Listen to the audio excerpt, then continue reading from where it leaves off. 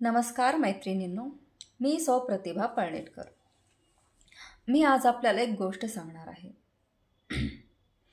आपण सदैव जगात अनेक प्रकारच्या समस्यांवर सल्लामसलत करत असतो.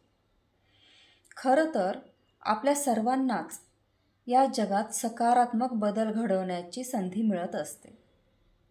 पण बहुतेक तर माझ्यासारख्या लोकांना असे वाटते की मी खूप बिझी आहे आणि मी करून करून असा काय मोठा बदल करू शकणार आहे. जेव्हा असे विचार माझ्या मनात यायला सुरू होतात तेव्हा मला एक गोष्ट आठवते जी मी तुम्हाला आता सांगणार आहे. तर मग गोष्ट अशी आहे की मी प्रत्येक रविवारी माझ्या घराच्या बाजूला एक उद्यान आहे आणि त्याच्या भोवताली मी फेरफटका मारत असते. त्या उद्यानाच्या कोपऱ्यावर एक सुंदर असं तलाव आहे आणि जेव्हा मी तिथे फेरफटका मारायला जाते तेव्हा मला त्या तळ्याच्या म्हणजे त्या तलावाच्या पाण्याच्या काठाशेजारी एक वृद्ध महिला बसलेली दिसते आणि ती तिच्यासोबत एक पिंजरा घेऊन बसलेली असते. आणि मला हा प्रश्न नेहमीच पडायचा की ही महिला इथे काय करत असेल बरं. आणि एका मागच्या रविवारी माझी ही उत्सुकता शिगेला पोहोचली व मी न राहून त्या वृद्ध महिलेजवळ जायला निघाले. जशी जशी मी पुढे पुढे गेले तशी एक गोष्ट माझ्या लक्षात आली की तो एक धातूचा पिंजरा नसून ते एक सापळा आहे आणि त्या सापळ्याच्या भोवताली 3 कासव फिरतायत आणि 4थं कासव त्या वृद्ध महिलेच्या मांडीवर आहे. ती त्या कासवाच्या कवचाला खूप अलगदपणे प्रेमाने साफ करत होती. मी त्या वृद्ध महिलेला म्हणाले, नमस्कार,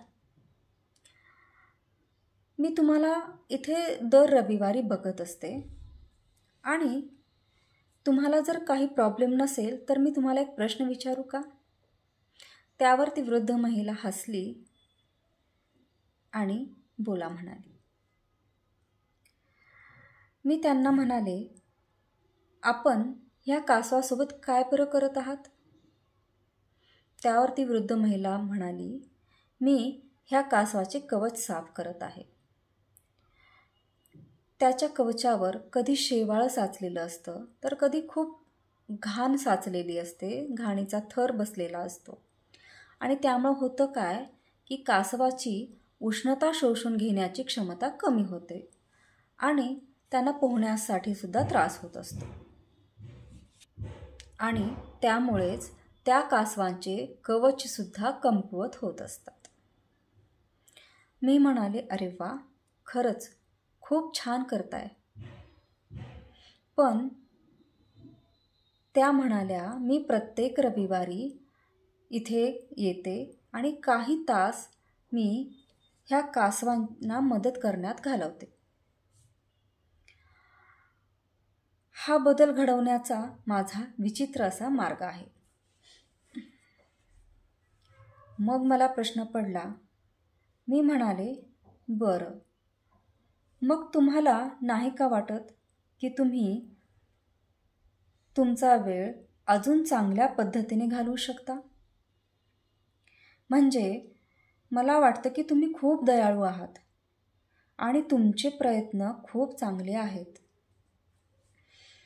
परंतु जगभरातील तलावामध्ये कितीतरी कासवं राहत असतील आणि यापैकी 99% कासवांना तुमच्यासारखे दयाळू लोक नसतील भेटत. मग मला सांगा, तुमचा हा प्रयत्न मोठा बदल कसा घडवणार.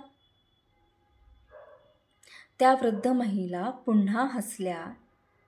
त्यानंतर मांडीवरच्या कासवाकडे बघत त्याच्यावरचं राहिलेलं शेवटचं शेवाळ साफ करत त्या म्हणाल्या, हे छोटंसं कासव जर बोलू शकलं असतं ना आत्ता, तर त्यांनी तुम्हाला सांगितलं असतं नक्की की मी आत्ता त्याच्या आयुष्यात किती मोठा बदल घडवून आणला आहे.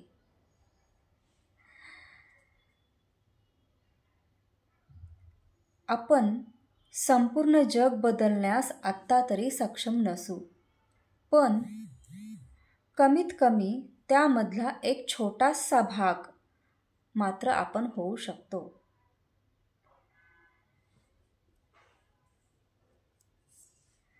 की आपण काय करू शकत नाही? हा विचार करा, आपण काय काय करू शकत नाही. आपल्या आजूबाजूला लोकांना अनेक प्रकारच्या मदतीची गरज आहे, असे आपण तिथूनच सुरुवात करूया.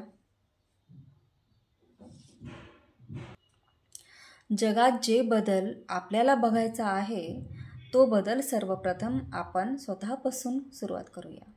तो बदल आपण स्वतःमध्ये घडवूया आणि त्यानंतर मग आजूबाजूच्या लोकांमध्ये प्रयत्न करूया. कोणाच्या ना कोणाच्या तरी आयुष्यात मोठा बदल हा नक्की घडेल, निश्चितच. थँक्यू.